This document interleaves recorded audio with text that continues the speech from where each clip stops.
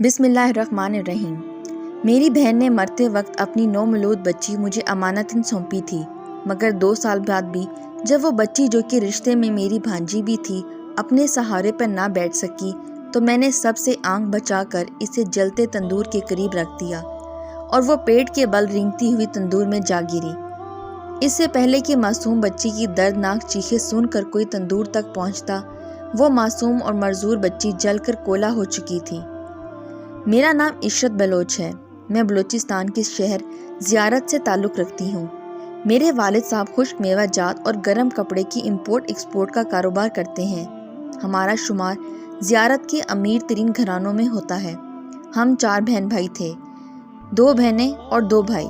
میری بڑی بہن حفصہ عثمانی کے علاوہ باقی سب کا مذہب سے دور دور تک لگاؤ نہیں تھا۔ ہاں، البتہ میری بڑی بہن 5 وقت نماز، تہجد اور رمضان کا باقاعدگی سے اہتمام کرتی تھی۔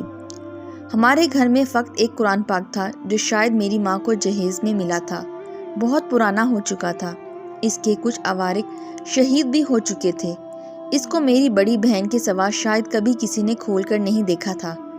میری بڑی بہن روزانہ قرآن پاک کی تلاوت کرتی تھی۔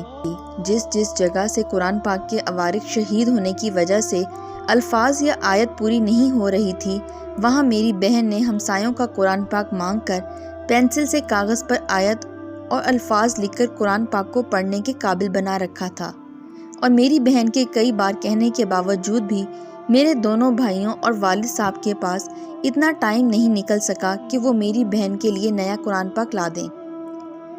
میری بہن نے مجھے بھی قرآن پاک کی تعلیم دینا شروع کی تھی۔ ایک بار میں نے قرآن پاک کی تعلیم فقط اس وجہ سے نہ لی کہ مجھے ڈرامہ دیکھنا ہے، تو تب پہلی بار میری بہن نے مجھے تھپڑ مارا، اور میری بہن کے اس تھپڑ کی میں نے جا کر ماں کو شکایت کی تو میری ماں نے آ کر میری بہن پر جوتوں کی بارش کر دی۔ اس واقعے کے بعد میری بہن نے کبھی مجھے قرآن پاک پڑھنے کے لیے نہیں بلایا، نہ میرے والدین یا بھائیوں نے کہا، بلکہ ان کو تو مذہب سے دلچسپی ہی نہیں تھی۔ مجھے نہیں یاد کہ میرے والد یا بھائیوں نے 5 وقت نماز تو کیا، جمعہ بلکہ عید پر بھی کبھی مسجد میں قدم رکھا ہو۔ یہاں تک کہ میں نے اپنے والد صاحب اور بھائیوں کو کبھی کسی کے جنازے میں جانے کے لیے بھی وضو کرتے نہیں دیکھا نہ سنا۔ میرے گھرانے کی مذہب سے دوری اور دنیا کی محبت کا اندازہ اس بات سے لگا لیں کہ میرے سگے تایا کے جنازے میں شرکت کی بجائے میرے والد صاحب بھائی کی میت چھوڑ کر لاہور کے بزنس ٹرپ پر چلے گئے تھے۔ میری بڑی بہن کی شادی میرے تایا زاد سے کر دی گئی، مگر میری بہن اپنی پہلی ہی ڈیلیوری کے وقت اللہ کو پیاری ہو گئی۔ میری بہن نے مرنے سے پہلے اپنی نومولود بچی جو فقط چند گھنٹوں کی تھی مجھے سونپی تھی اور خواہش ظاہر کی تھی کہ میں اس کی بہترین پرورش کروں۔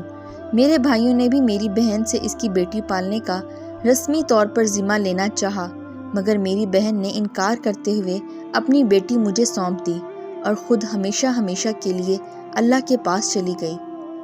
میں نے 2 سال تک جیسے تیسے اپنی بھانجی کو سنبھالا، مگر میری بھانجی 2 سال کی عمر میں چلنا یا بولنا تو دور، اپنے سہارے پر بیٹھنے کے بھی قابل نہ ہوئی۔ فقط وہ پیٹ کے بل گھسٹ سکتی تھی، تو ہم نے ڈاکٹر کو دکھایا۔ ڈاکٹرز کہنے لگے خوراک کی شدید کمی کے باعث یہ بچی معذور ہو چکی ہے، شاید ہی کبھی اپنے قدموں پہ کھڑی ہو سکے۔ ڈاکٹر کی بات سننے کے بعد میں اور بھی اکتا گئی۔ باقی فیملی نے بہت پہلے ہی معصوم بچی کا خیال رکھنا چھوڑ دیا تھا۔ ایک دن ہماری ملازمہ نے گھر میں آگ والا تندور، زمین کے لیول سے نیچے لگا ہوا تندور جس میں ثابت بکرا اور بلوچی گوشت وغیرہ تیار کیا جاتا ہے، دہکا رکھا تھا۔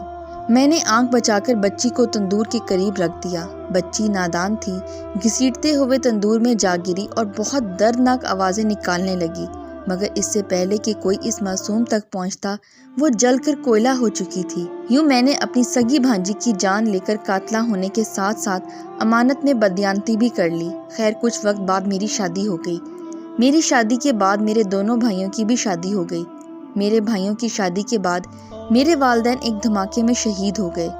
والدین کی موت کے وقت میری شادی کو 4 سال گزر چکے تھے، مگر میرے ہاں کوئی اولاد نہیں ہو رہی تھی۔ 5 سال تک جب میں کسی اولاد کو جنم نہ دے سکی تو مجھے بانجھ قرار دے کر طلاق دے دی گئی۔ میں بھائیوں کی دہلیز پر آ بیٹھی، مگر بھابھیوں نے میرے پاؤں ٹکنے نہ دیے۔ کبھی ایک بھائی کے گھر جاتی تو کبھی دوسرے کی دہلیز پر۔ اسی دوران میری بھابھیوں نے میرے بھائیوں کو بھڑکا کر ان کا کاروبار الگ کروا دیا اور کاروبار الگ کرنے کے بعد دونوں میں حق برابر نہ ملنے پر جھگڑا رہنے لگا۔ میری دونوں بھابھیاں جلتی پر تیل چھڑکنے کا کام کرتی رہیں، یہاں تک کہ میرے چھوٹے بھائی نے بڑے بھائی کو قتل کر دیا۔ بڑے بھائی کی بیوی نے چھوٹے پر کیس کر دیا۔ چھوٹا بھائی گرفتار ہو کر جیل چلا گیا، جہاں اسے عمر قید کی سزا سنائی گئی۔ بڑے بھائی کی بیوی اپنے بچوں کو لے کر میکے چلی گئی، جبکہ چھوٹے بھائی کی بیوی نے چھوٹے بھائی کو عمر قید ہونے کے بعد طلاق لے کر کہیں اور شادی کر لی۔ میں نے بھی دوسری شادی ایک ایسے آدمی سے کر لی جس کے بقول اس کے 3 بچے تھے اور بیوی فوت ہو چکی تھی اور وہ دبئی میں بچوں کے ساتھ سیٹ تھا۔ میں بھی شادی کے بعد اس کے ساتھ دبئی چلی گئی۔ دبئی جا کر پتہ چلا وہ پہلے بھی 3 لڑکیوں سے یہ جھوٹ بول کر شادی کر چکا ہے۔ میرا دوسرا شوہر لڑکیوں سے دبئی میں شیخ لوگوں کے گھروں میں کام کروانے کے علاوہ ان سے جسم فروشی بھی کرواتا تھا۔ میرا دوسرا شوہر پاکستان چھٹی گیا مگر قتل ہو گیا۔ اس کی 2 بیویاں واپس پاکستان چلی گئیں، جبکہ میں آج بھی دبئی میں شیخ لوگوں کے گھروں میں کام کرتی ہوں اور مذہب سے دوری کے ساتھ ساتھ معصوم بچی کو قتل کرنے کی مکافات عمل سے بانجھ پن کی صورت میں گزار رہی ہوں۔ میں کئی بار عربی لوگوں کے ہاتھوں جنسی استحصال کا شکار ہو چکی ہوں۔ میں نوجوان نسل کو پیغام دینا چاہتی ہوں کہ دین اسلام سے دوری اپنے آپ کو عذاب دینے کے مترادف ہے۔ میں آج سوچتی ہوں کاش میں نے قرآن پڑھا ہوتا تو پتہ نہیں کتنے گناہوں سے بچ گئی ہوتی۔